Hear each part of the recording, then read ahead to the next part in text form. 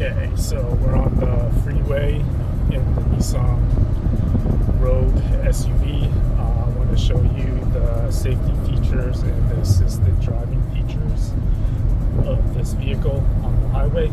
It's pretty neat. So you press on this blue sonar looking button and it will turn on basically all the features,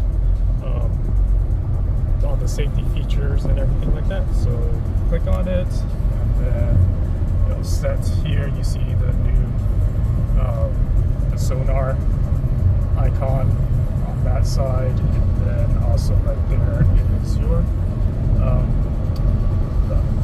cruise control. So now to activate, it says on the screen, activate, press the set. So I am doing roughly 65 miles an hour.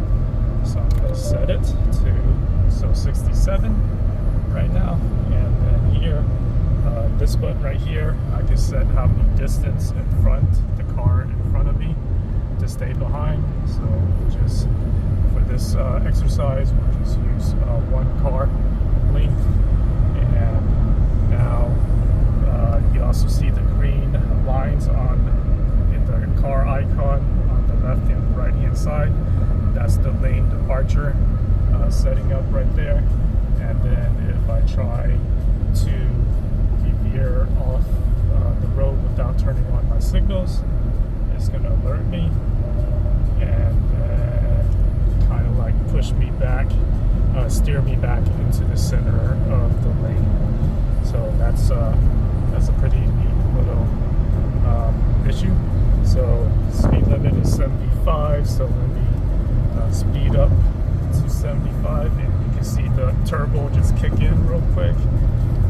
And then I'm in the slow lane right now, but once I catch up to that truck in front of me, or let's say I change over, and if that Jeep in front of me is not going 75, it's going to automatically slow down. So my cruise is set at 75 and I'm doing 65 following that truck right there.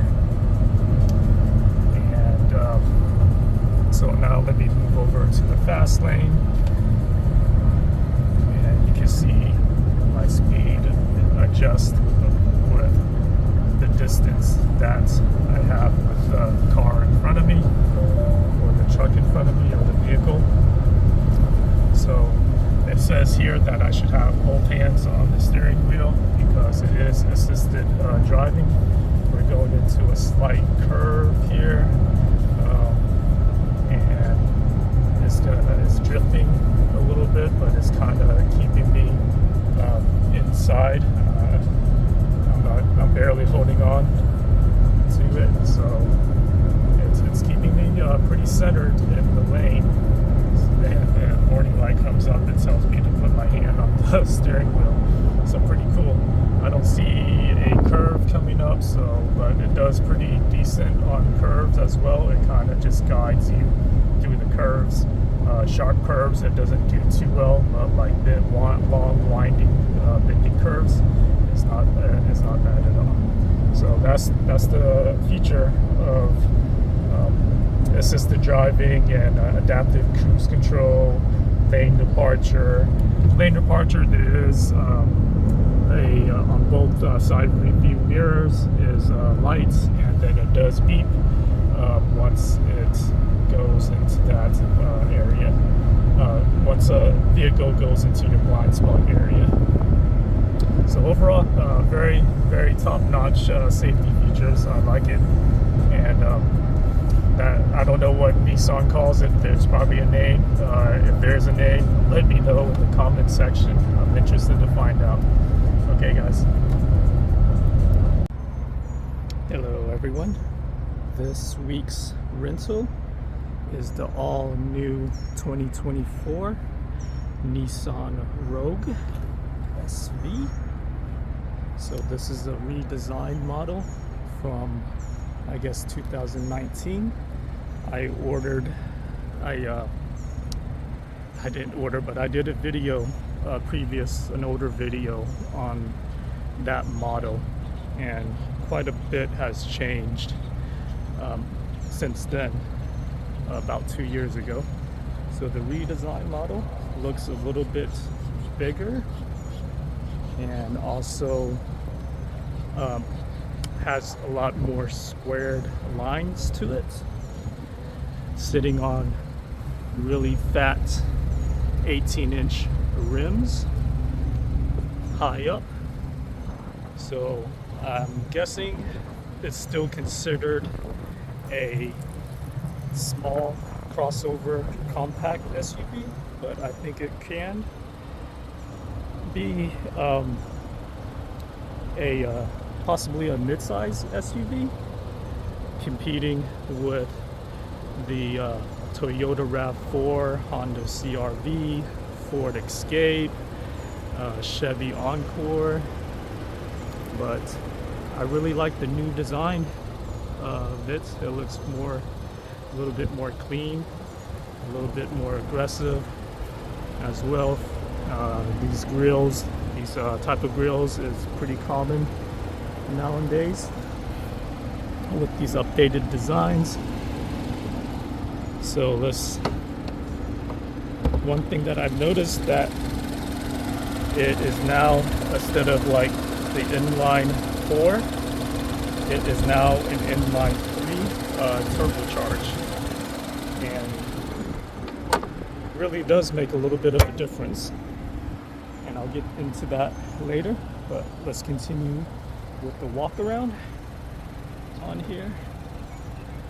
Yeah, it does look, from the exterior, it does look a little bit bigger than the 2019 Nissan Rogue as well. Hopefully that also translates to the inside, but nice little design. Let's open up the back and check out the spacing back here, which is pretty decent. I have two 21-inch carry-ons, and it could probably fit a couple more and then some. So, and the back seat does come down for more cargo room as well. It would be nice if it had a little touch to close it, but you had to do it manually. All right, so let's quickly hop into the back and see what's going on here. So back here, oh yeah, I clearly remember, the old Nissan Rogue wasn't too cramped in the back, but there's a little bit more spacious room now. So 6 foot knee test. So I have pretty much a fistful, a little bit more than a fistful. I think on the older Rogue it was tight. Fistful was able to be fit, but it was pretty tight. So now new is fan vents in the back, and also connectors, USB-C and USB-A. So that's cool. Over on the sides we have a different tone plastic. I think this is like a brownish color. This is a gray fabric, and then this is like black leather, and then black plastic. A room for a cup holder, speakers, and then up at the top right here too, storage space, small little cubby storage space. So this could easily fit 3 adults in the back, or 2 adults, and the middle could be the armrest. So let me hop into the middle. Oh yeah, definitely sitting in the middle is quite comfortable, or as comfortable as it could get for sitting in the middle. There's a slight indentation up here, but at least it's not like a divider, so you could just put your legs up right there. So great on that. Let's quickly hop up into the front and see what we have up there. So again, also one last thing to mention, nice headroom space. I don't feel claustrophobic or anything like that whatsoever. All right, so now hopping in on the front. Sorry, I already have the keys on. The engine on, because it's 100 degrees out. So, and it's only like 1 o'clock p.m.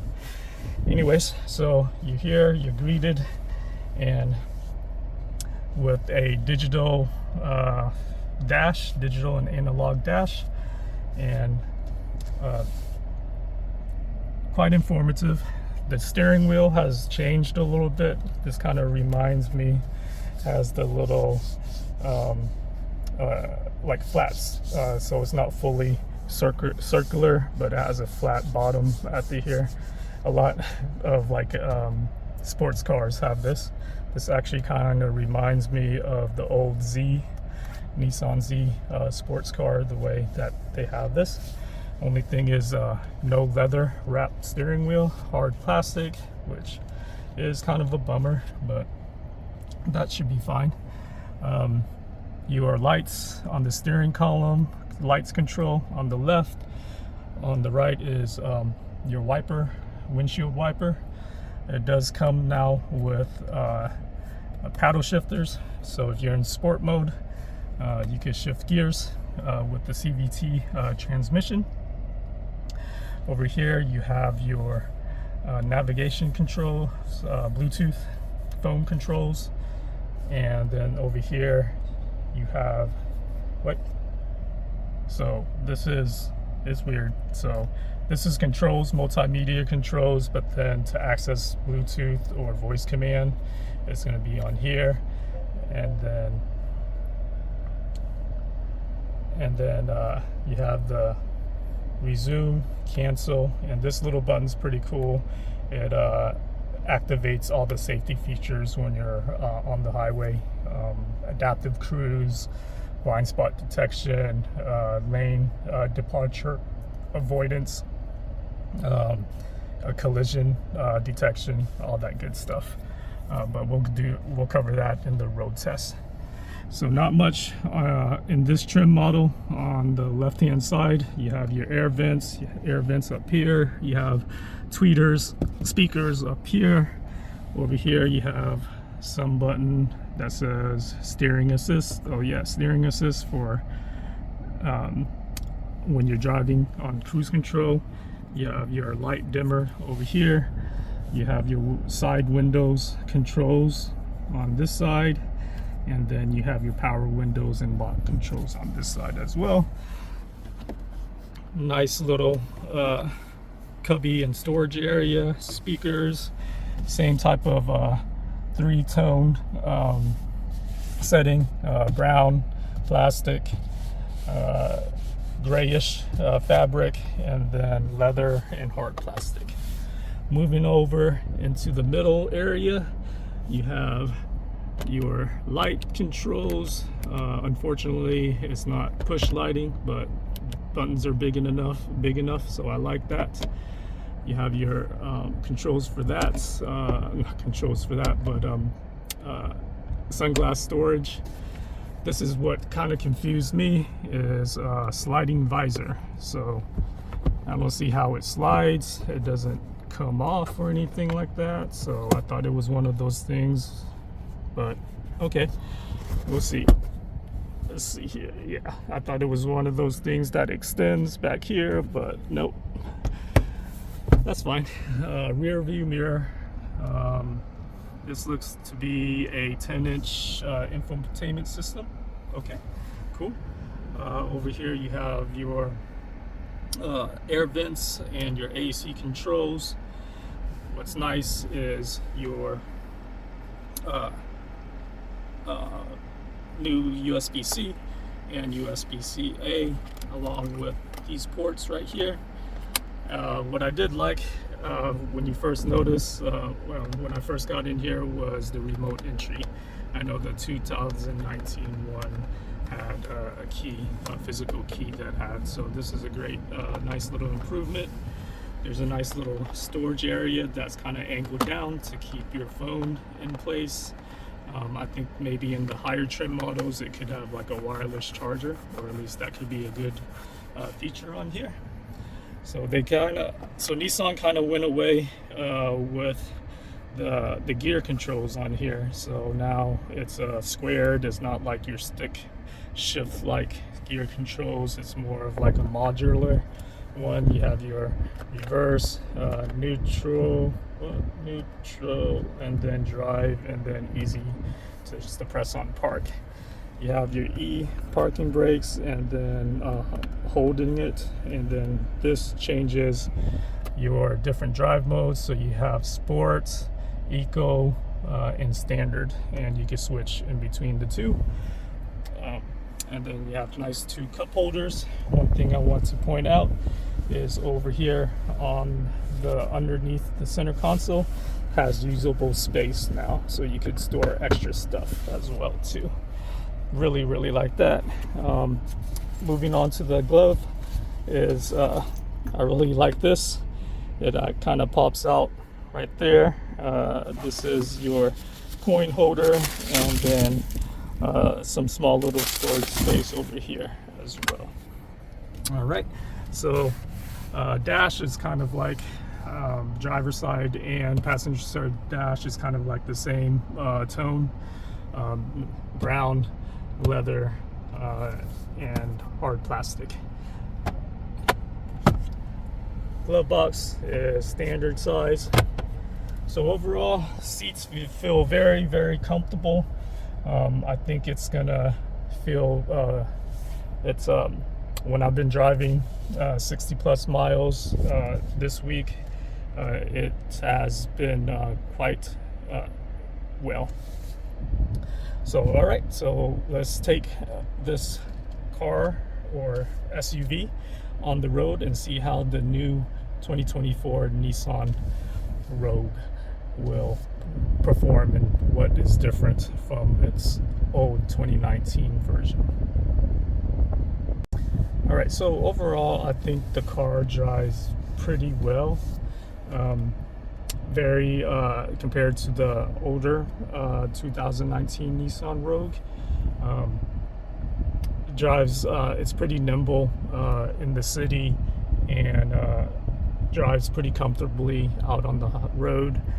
Though maybe the only knock is when I go to park, the maneuverability with parking is kind of weird, but I think it's always been like that with Nissan. I know the Nissan Pathfinder, the Nissan truck, any of those bigger cars, vehicles, they have that issue with like turning radius while parking in tight spaces and things like that. But that's just a small little qualm compared to everything else. So steering is pretty responsive as well.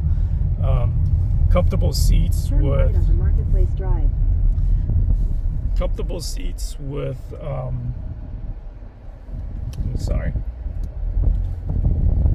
with nice soft suspension settings. For half a mile. So that works out pretty well. Really like that. Now, braking is pretty nice as well too. Really like how responsive it is for an SUV. And then let's see here, let's get onto some acceleration on here. I don't like that automatic engine stop because especially in the hot weather it will definitely turn off the AC, which makes it a little bit uncomfortable. So I think I'm clear to go. Let's see.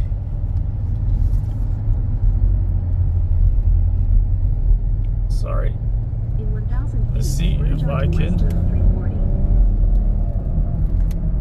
So pretty nice. that inline 3 turbocharge is pretty peppy Continue on on West Loop 340 for half a mile. the low end. In half a mile, turn left toward West Loop 340. I'm already doing 60, so very peppy. It does kind of lag a little bit on the top end on the freeway, loses some power, but that's not really a big issue as well. Take the next left toward West Loop 340, then slide left onto West Loop 340. So no really big, nice tall stance, very big, able to view everything. There's some blind spots, but there's also blind spot detection. Take the next left onto West Loop 340. And then let's go for another acceleration into the curves. Continue on West Loop 340 for half a mile. Pretty nimble. Pretty nimble drive. In a quarter mile, slide right onto the ramp to I-35 South. And so I think this is a very big improvement. The engine-wise is a good improvement from the inline 4. You're getting roughly 30 more horsepower and pound of torque as well. It does also save Slide right onto the on. ramp to It does I-35 have good South, fuel then merge onto economy. I-35 North. It's a 14.5 gallon tank, and when I had it filled up, it said I was just shy of under 500 miles. So that is nice, very nice, not bad at all. So overall, I really like this as a rental. Everything has been improved. Maybe some of the other knocks on the car would be the infotainment. Android Auto really doesn't work as it should. Sometimes it's not flawless, and I think it needs an update because it's on like an old version of Android Auto. But those are just small little quirks for a very solid SUV. Like I mentioned earlier, this is meant to be a competitor to Toyota's RAV4, Honda CR-V, Hyundai Santa Fe, Ford Edge. So I know a lot of people who rent cars is because of like insurance purposes. They may have been in a car accident or the car's in the shop, and they prefer to get cars and SUVs and trucks that are the same size, so it's not a big transition during the rental. So if you're looking for this one, then this is what the other models that you could choose. But this is a very solid renter's model. Everything has gotten bigger. It has more interior room, has a little boost in horsepower, it fits all your SUV needs. So I wouldn't hesitate to rent this car. So before I end this video, I want to take this Nissan Rogue 2024 on the road and show you the cool assisted driving during cruise control on the highway. All right, so just hang on. Yeah, for the most part, I really like the newly designed Nissan Rogue. A very big improvement. I would rate this as a A+, because it's comfortable to ride, has plenty of safety features, great on gas mileage, very practical trim level. Yes, there's some improvements, but overall a solid vehicle to rent. So those are my initial impressions. You guys tell me what you think, and let me know if you've driven a 2024 Nissan Rogue and how it compares with other cars, other SUVs in its class, but I like it. So thanks for watching. Hit subscribe if you want to see more videos. Like the video, and I will see you next time. Bye everyone.